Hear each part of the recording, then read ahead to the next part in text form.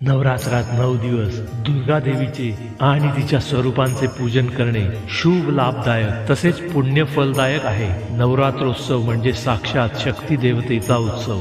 शक्तीची उपासना मानवाला प्रेरणादायी ठरते।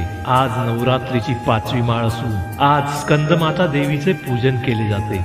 नवरात्रीतील 5वा दिवस हा स्कंदमाता देवीला समर्पित आहे। दुर्गा देवीचे स्कंदमाता स्वरूप प्रेम आणि वात्सल्याचे प्रतीक आहे। स्कंदमाता कुमार कार्तिकेयाची माता असल्याची मान्यता आहे।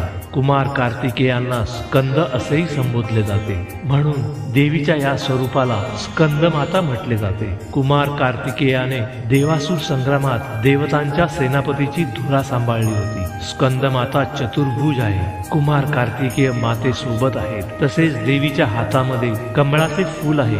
देवीचे वाहन सिंह आहे। स्कंदमाता सौर मंडळाची अधिष्ठात्री आहे। स्कंदमाता देवीचे व्रत मुलांना दीर्घायुष्य मिळण्यासाठी अत्यंत फलदायी आहे।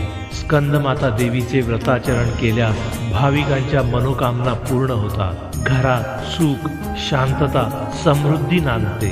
5व्या दिवशी दुर्गा सप्तशती मधले वाचायचे पाठ पुढील प्रमाणे आहेत।